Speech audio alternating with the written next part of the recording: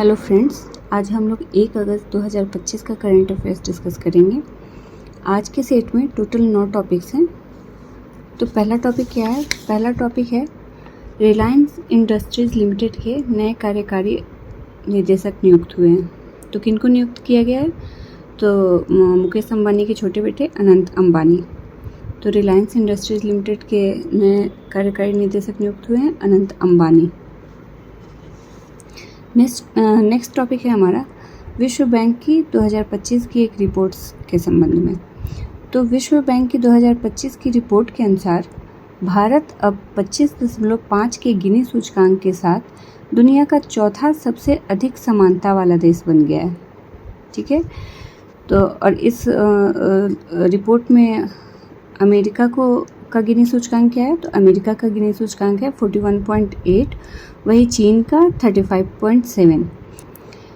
ये गिनी सूचकांक संकेत करता है कि भारत की अनेक समावेशी योजनाओं जैसे जनधन योजना, आधार, डीबीटी यानी कि direct benefit transfer, Ayushman Bharat, गरीब कल्याण अन्न योजना आदि ने डिजिटल सुधारों के जरिए वित्तीय और सामाजिक समावेशन को मजबूती दी है, जिससे आय असमानता को कम करने में मदद मिली है।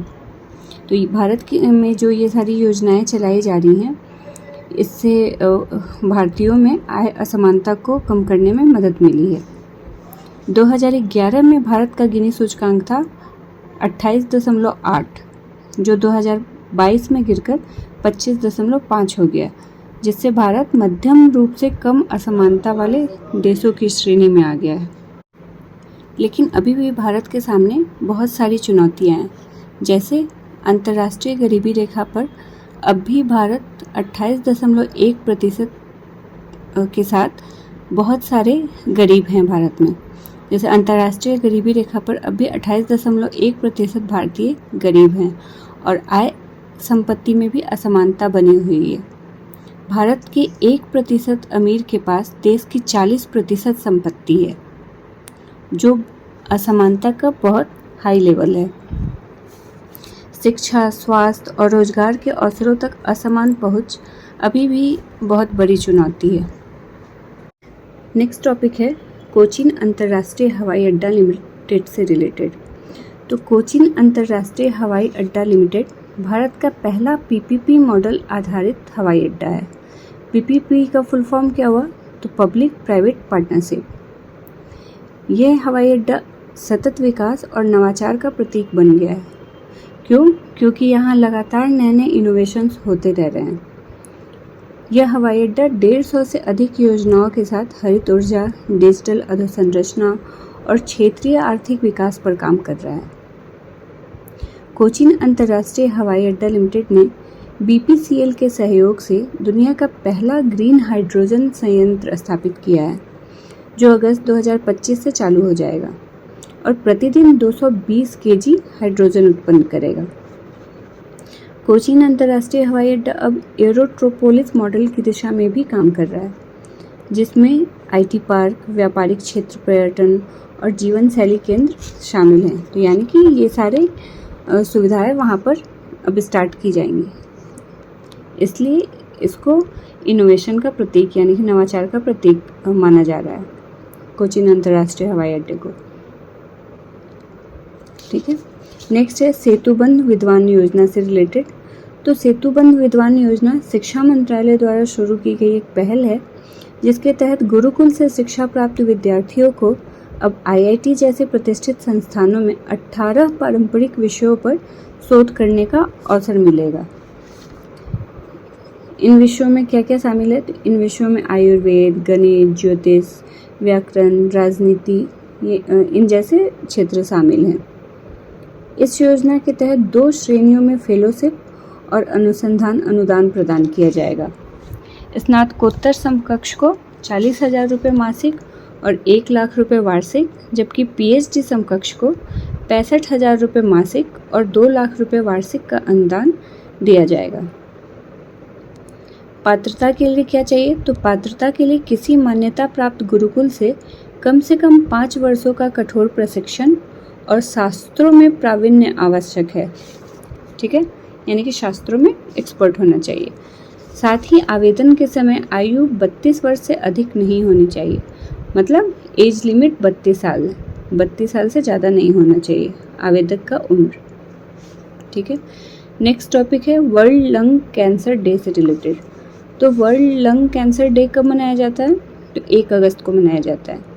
ये पहली बार 2012 में अंतर्राष्ट्रीय श्वसन सोसाइटी मंच और कई रोगी वकालत समूहों के संयुक्त प्रयासों से मनाया गया था। इसका उद्देश्य क्या है ये दिवस मनाने का? तो इसका उद्देश्य है फेफड़ों के कैंसर की ओर वैश्विक ध्यान आकर्षित करना। यह वैश्विक स्तर पर हर 5 में से 1 कैंसर से होने वाली मौतों के लिए जिम्मेदार है। कौन? तो लंग कैंसर। तो वैश्विक स्तर पर कैंसर से जो टोटल 5 मौतें होती हैं, तो हर 5 मौत में 1 मौत इस कैंसर की वजह से ज़रूर होता है। अच्छा, इस बार का थीम क्या है? तो इस बार का वर्ल्ड लंग कैंसर डे का थीम है stronger together United for lung cancer awareness. ठीक है, एक बार फिर से रिपीट कर रही हूँ, stronger together United for lung cancer awareness, ये इस बार की थीम है। नेक्स्ट भी नियुक्ति से रिलेटेड है। तो एयर न्यूजीलैंड के नए मुख्य कार्यकारी निदेशक यानी कि CEO नियुक्त हुए हैं। तो किनको नियुक्त किया गया? भारतीय मूल के निखिल रविशंकर। भारतीय मूल के निखिल रविशंकर एयर न्यूजीलैंड के नए CEO बने हैं। नेक्स्ट टॉपिक है हमारा, लद्दाख ने 12 अगस्त को सिंधु नदी सफाई आंदोलन दिवस घोषित किया है। तो लद्दाख 12 अगस्त को सिंधु नदी सफाई आंदोलन दिवस के रूप में मनाएगा। यह एक व्यापक सफाई अभियान है जिसमें सरकारी एजेंसियों, भारतीय सेना, वायुसेना, सीमा सड़क बल, गैर सरकारी संगठन, छात्र आदि शामिल हैं। तो इसमें ये एक व्यापक सफाई आंदोलन है क्योंकि इसमें बहुत सारी एजेंसियां और सेना के भी बहुत सारे खंड शामिल हैं, साथ में छात्र और NGO भी शामिल हैं। यह सिंधु नदी की सफाई के लिए विशेष रूप से सरकार द्वारा समर्थित पहली सफाई पहल है।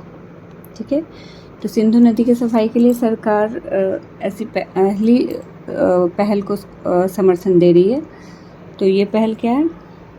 सिंधु नदी की सफाई के लिए लद्दाख ने स्टार्ट किया है 12 अगस्त को सिंधु नदी सफाई आंदोलन दिवस के रूप में मनाने से।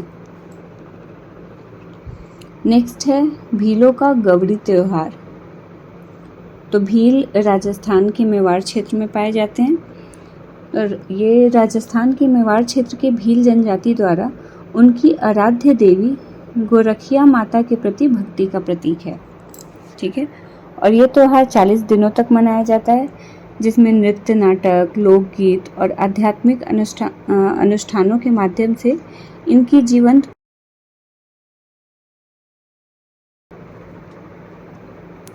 यह पर्व देवी पार्वती के सम्मान में मनाया जाता है और देवी पार्वती को भील समुदाय अपनी बहन मानता है।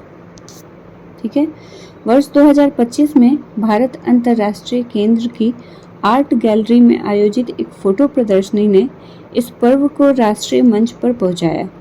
यानी कि वर्ष 2025 में भारत अंतर्राष्ट्रीय केंद्र की आर्ट गैलरी में इससे रिलेटेड एक फोटो एग्जीबिशन में लगाया गया था, जिससे इसको राष्ट्रीय पहुंच मिली। नेक्स्ट और लास्ट टॉपिक है हमारा, पूर्व RSS प्रमुख प्रमिला मेधे का 97 वर्ष की आयु में निधन हो गया।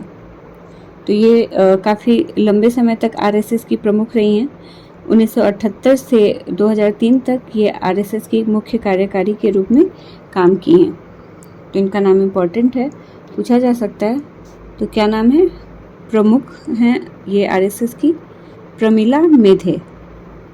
ठीक है, आज के लिए इतना ही, मिलते हैं नेक्स्ट सेट में। Thank you.